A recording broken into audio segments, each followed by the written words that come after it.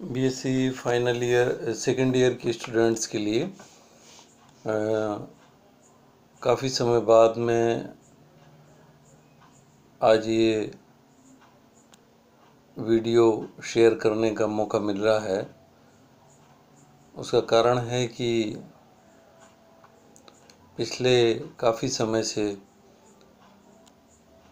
University exams, जैसा कि आप लोगों को पता होगा, फाइनल ईयर के स्टूडेंट्स के लिए चल रहे हैं थ्योरी एग्ज़ाम्स। साथ ही प्रैक्टिकल एग्ज़ाम्स हैं वो फर्स्ट ईयर और सेकेंड ईयर वाले स्टूडेंट्स के लिए भी किए गए हर एक सब्जेक्ट में। तो इन सब व्यस्तताओं के कारण पिछले काफ़ी समय से कोई वीडियो आप लोगों के लिए नहीं शेयर हो पाया। ऑर्गेनिक केमिस्ट्री का जो पोर्शन मैं करवा रहा था उसमें अब रीस्टार्ट करने के प्रोसेस में एक नया चैप्टर है वो शुरू करते हैं, जो कि अल्कोहल वाला है। और अल्कोहल का ये जो चैप्टर है, इसके अंतर्गत हम लोग मोनोहाइड्रिक अल्कोहल, डाइहाइड्रिक अल्कोहल और ट्राईहाइड्रिक अल्कोहल, तीनों प्रकार के अल्कोहल्स को स्टडी करेंगे विस्तार से। और तीनों अल्कोहल्स के बनाने की विधियाँ, उनकी फिज़िकल प्रॉपर्टीज़, केमिकल प्रॉपर्टीज़ और इन सब चीज़ों को हम स्टडी करेंगे। जो केमिकल प्रॉपर्टीज़ हैं, जैसा कि तुम लोग जानते हो, केमिकल प्रॉपर्टीज़ के अंतर्गत हम उनकी जो वाइड एप्लीकेबिलिटी है या यूटिलिटी है, उसको हम लोग अध्ययन करते हैं कि उनका क्या क्या उपयोग है। अल्कोहल्स का केमिस्ट्री के फील्ड में और मेडिसिनल जो है एप्लीकेशन के पॉइंट ऑफ व्यू से और कई तरीके से बहुत इम्पोर्टेंस होता है। इनको हम आगे उनकी जो केमिकल प्रॉपर्टीज़ को जब हम स्टडी करेंगे तो वहाँ पर हम इनको और अच्छी तरह से है वो देख पाएंगे कि इनका क्या क्या महत्वपूर्ण उपयोग है। अब हम इस चैप्टर को है वो शुरू करते हैं। तो सबसे पहले तो हम देखेंगे कि अल्कोहल्स को हम कैसे डिफ़ाइन करते हैं या उनको हम कैसे परिभाषित करते हैं। तो अल्कोहल्स जो है को अगर हम डेफिनेशन के पॉइंट ऑफ व्यू से देखें तो अल्कोहल जो है वो दो तरह से हम उनको परिभाषित कर सकते हैं। पहली डेफिनेशन में आता है कि जल के एल्किल व्युत्पन्नों को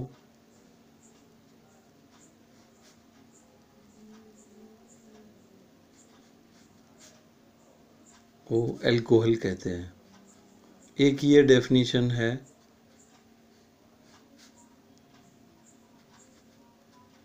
ये किस प्रकार से हुआ, जैसे वाटर है तो वाटर को हम शो करेंगे HOH के रूप में, और इसका एल्किल व्युत्पन्न हमारे लिए देखना है, तो अर्थात हम इसमें से एक हाइड्रोजन को हटाएंगे और एक एल्काइल ग्रुप को हम इसमें जोड़ देंगे तो हमें क्या प्राप्त हो जाएगा, ROH। तो ये एक अल्कोहल है, अर्थात जल के एल्किल व्युत्पन्न को अल्कोहल कहते हैं। दूसरी हमारी जो डेफिनेशन है वो जो है डेफिनेशन किस प्रकार से होती है कि एल्केन हमने लिया है, अर्थात एल्केन के या फिर हम दूसरे शब्दों में कह सकते हैं हाइड्रोकार्बन के ऑफ कोर्स कौन से हाइड्रोकार्बन, जो एलिफेटिक हाइड्रोकार्बन है। हाइड्रोकार्बन में हम लोग बात करेंगे तो हमारा यहाँ पर आशय है एलिफेटिक हाइड्रोकार्बन से। एलिफेटिक हाइड्रोकार्बन हम लोग जानते हैं एलिफेटिक हाइड्रोकार्बन्स के अंतर्गत है, जैसे सैचुरेटेड हाइड्रोकार्बन आए जिनको हम लोग एल्केन कहते हैं। तो यहाँ पर हम डेफिनेशन को समझने के लिए एल्केन के पॉइंट ऑफ व्यू से उसको समझ लेते हैं कि एल्केन के हाइड्रोक्सी व्युत्पन्न को माइनस हाइड्रोजन करेंगे और प्लस OH कर देंगे तो हमें प्राप्त हो जाएगा CH3OH है। अर्थात एल्केन के हाइड्रोक्सी व्युत्पन्न को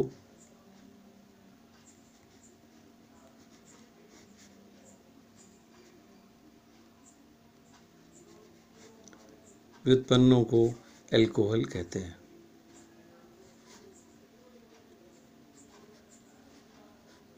ये है एल्केन। तो क्या दूसरी डेफिनेशन क्या हो गई? एल्केन के या हाइड्रोकार्बनों में एलिफेटिक हाइड्रोकार्बन के हाइड्रोक्सी व्युत्पन्न को, जैसे हमने सिंपल एग्जांपल लिया कि मैथेन में से एक हाइड्रोजन को हमने हटाया और उसकी जगह हम OH ले आए तो हमें मेथेनॉल प्राप्त हो गया। तो इस प्रकार से हम दोनों तरीके से है वो एल्कोहल्स को हम डिफ़ाइन कर सकते हैं। पहली डेफिनेशन फिर से देख लें कि जल के एल्किल व्युत्पन्नों को हम एल्कोहल कहते हैं, और दूसरी डेफिनेशन में है हमारा एल्केनों के हाइड्रोक्सी व्युत्पन्न को हम एल्कोहल कहते हैं। तो ये बड़े सिंपल सी जो एल्कोहल्स हैं उनको हमने बड़े सिंपल वे में है वो डिफ़ाइन किया हुआ है। अब आगे हम चलते हैं इनका, ये तो डेफिनेशन हो गई। इस चैप्टर में ब्रॉडली हम इन चीज़ों को यहाँ पर स्टडी करेंगे। परिभाषा देखेंगे एल्कोहलों की, उनका वर्गीकरण देखेंगे, नामकरण देखेंगे, और एक चीज़ और इसमें नामकरण और उसके साथ साथ में हम समावयवता भी देखेंगे, आइसोमेरिज्म भी देखेंगे, समावयवता या आइसोमेरिज्म भी देखेंगे। और फिर इसके बाद में हम डिटेल में जो स्टडी करेंगे वो मोनोहाइड्रिक एल्कोहल्स को करेंगे, डाइहाइड्रिक एल्कोहल्स को करेंगे और ट्राईहाइड्रिक एल्कोहल्स को करेंगे। तो इस प्रकार से हम इन डिफरेंट तरह के एल्कोहल्स को भी स्टडी करेंगे, नामकरण देखेंगे, उनकी समयता देखेंगे, इन सब चीज़ों को। तो अभी हमने परिभाषा को सिंपल तरीके से स्टडी करने की कोशिश की है या जानने की कोशिश की है। तो ये इस प्रकार से हम एल्कोहल्स को हम लोग डिफ़ाइन करते हैं। अब इसके बाद में आता है वर्गीकरण या क्लासिफिकेशन।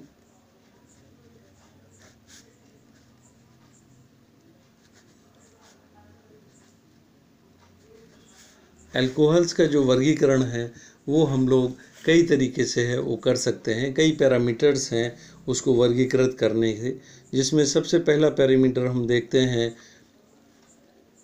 OH समूहों की संख्या के आधार पर।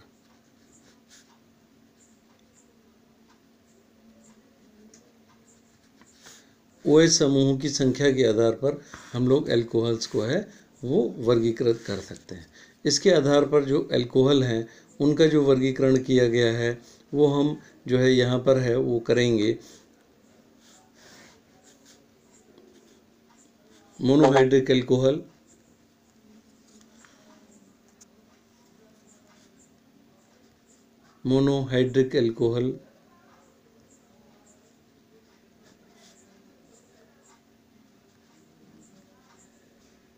अर्थात जब यौगिक के अंदर एक OH हो, एक OH समूह है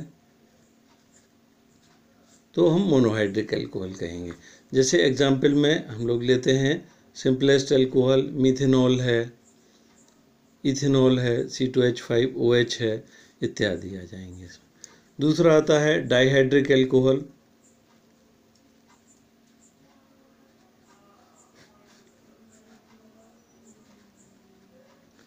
डाइहाइड्रिक एल्कोहल जिनमें दो OH समूह हों।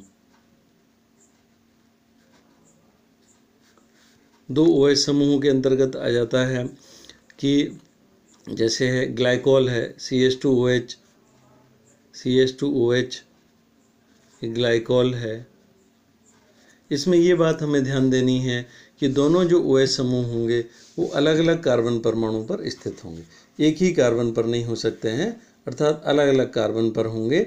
और क्योंकि एक ही कार्बन पर होने पर वो अस्थायी हो जाता है।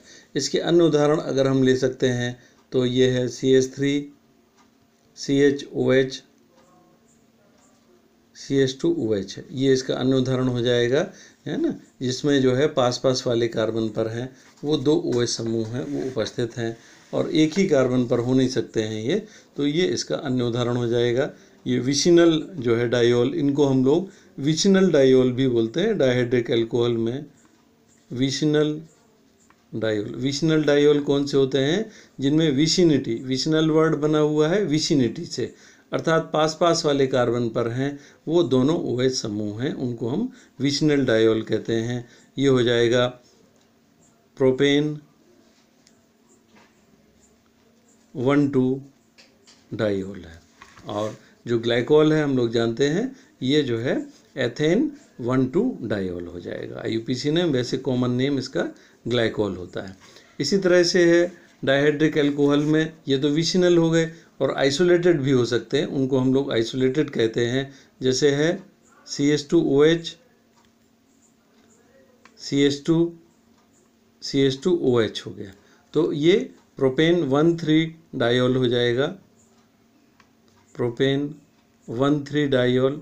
और जो प्रोपेन 1,3 डायोल है ये एक तरह का आइसोलेटेड डायोल है, क्योंकि इसमें विसिनिटी अर्थात पास पास वाले कार्बन पर OH समूह ना हो करके, बल्कि ये जो है 1 और 3 पोजीशन पर है। तो इस प्रकार से विसिनल डायोल्स भी हो सकते हैं या फिर आइसोलेटेड डायोल्स भी हो सकते हैं, जिसमें 1,3 पर हो, 1,4 पर हो इत्यादि, इस प्रकार से होंगे। तो अर्थात 2 OH समूह अगर यौगिक के अंदर, दूसरी बात मैंने जो इम्पोर्टेंट बताई थी कि कभी भी एक ही कार्बन पर 2 OH समूह नहीं हो सकता है। इस चीज़ को आपको ध्यान करना होगा कि ये इम्पोर्टेंट फैक्ट है, एक ही कार्बन पर 2 OH समूह नहीं होंगे। ऐसा होने पर क्या होता है, यौगिक है वो अनस्टेबल हो जाता है। एक ही कार्बन पर 2 OH समूह नहीं होंगे, ऐसे होने पर है यौगिक अनस्टेबल हो जाता है और वो जो है यौगिक है वो फिर डिस्टेबलाइज होकर के, जैसे अगर हम इस तरह के अल्कोहल की अगर हम कल्पना करें जहाँ पर ये डायोल है, दोनों जो है OH समूह एक ही कार्बन पर हैं, तो ये फिर वाटर को लूज़ करेगा, H2O इसमें से निकल जाएगा और ये कन्वर्ट हो जाएगा एक एल्डिहाइड में। तो इस प्रकार से ये एल्डिहाइड में ये कन्वर्ट हो जाएगा और फिर ये डायोल नहीं रहेगा, ये जो है जेमिनल डायोल हैं, अर्थात जेमिनल डायोल का स्थायित्व नहीं होता है, ये अनस्टेबल होते हैं। तो ये इस प्रकार से हमेशा ये हमें बात ध्यान देनी है कि जो डायोल होंगे या तो वो विसिनल डायोल होंगे या फिर इस प्रकार के आइसोलेटेड डायोल्स होंगे। एक ही कार्बन वाले जो जेमिनल डायोल्स हैं, इनको हम लोग जेमिनल डायोल्स या जेम डायोल भी कहते हैं, लेकिन इनका अस्तित्व नहीं। अगर किसी रिएक्शन में इस प्रकार के जेम डायोल बनते भी हैं तो वो तुरंत है वो संगत कार्बोनिल यौगिकों में परिवर्तित हो जाते हैं, या तो वो एल्डिहाइड में कन्वर्ट होंगे या फिर कीटोन में कन्वर्ट होंगे। इनकी रिएक्शंस में आगे हम या मेथड ऑफ प्रिपरेशन में या इनको जब हम लोग कार्बोनिल यौगिकों को स्टडी करते हैं वहाँ पर इन चीज़ों को देखते भी हैं। तीसरे प्रकार के अल्कोहल हैं वो ट्राईहाइड्रिक अल्कोहल हैं।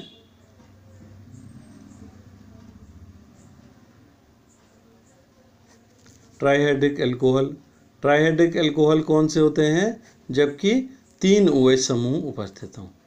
3 OH समूह यौगिक में उपस्थित होने पर वो ट्राईहाइड्रिक अल्कोहल है। अब इनमें भी यहाँ पर भी इसी प्रकार से हो सकते हैं, पास पास वाले कार्बन पर तीनों OH समूह हो सकते हैं या फिर उनका आइसोलेशन भी हो सकता है। यहाँ पर हम पहले पास पास वाले कार्बन का देख लें, CH2OH, CHOH एंड CH2OH। तो ये कौन सा यौगिक हो गया? ये प्रोपेन 1,2,3 ट्रायोल है। प्रोपेन 1,2,3 ट्रायोल, और कॉमनली इसको हम लोग क्या बोलते हैं? ग्लिसरॉल है। ग्लिसरॉल बहुत इंपॉर्टेंट क्लास ऑफ कंपाउंड है। कॉमर्शियली इसको ग्लिसरीन के नाम से भी जाना जाता है, ग्लिसरीन के नाम से भी ये जाना जाता है, बल्कि ग्लिसरीन के नाम से ही ये जो है इसका कॉमर्शियल यूज़ होता है और मार्केट में जो ग्लिसरॉल है वो ग्लिसरीन के नाम से उपलब्ध रहता है। तो ये प्रोपेन 1,2,3 ट्रायोल है, अर्थात जो है 3 OH समूह उपस्थित होने पर ये ट्रायोल्स की श्रेणी में आ जाते हैं। ये तो विसिनल ट्रायोल हो गया क्योंकि पास पास वाले कार्बन पर ही है। आइसोलेटेड भी हो सकते हैं, अर्थात जैसे इस प्रकार का भी हो सकता है CH2OH, फिर बीच में ये CH2 आ गया, फिर CHOH आ गया, फिर CH2 आ गया और फिर CH2OH आ गया। तो ये भी एक ट्रायोल का उदाहरण है, लेकिन इस उदाहरण में जितने भी जो OH समूह हैं वो बीच में एक CH2 समूह के द्वारा पृथक हैं, अर्थात ये जो ट्रायोल्स हुए ये जो है विसिनल ट्रायोल नहीं है, आइसोलेटेड ट्रायोल टाइप के इस तरह के भी यौगिक होते हैं, ये भी ट्रायोल्स के अंतर्गत आते हैं। हमें यहाँ पर आगे इस चैप्टर में जो स्टडी करना है, डाइहाइड्रिक अल्कोहल में ग्लाइकोल को हम रिप्रेजेंटेटिव यौगिक के रूप में स्टडी करेंगे और ट्राइहाइड्रिक अल्कोहल में ग्लिसरॉल को करेंगे। मोनोहाइड्रिक अल्कोहल में हम लोग मेथनॉल है, एथेनॉल है, आइसोप्रोपिल अल्कोहल इत्यादि को स्टडी करेंगे।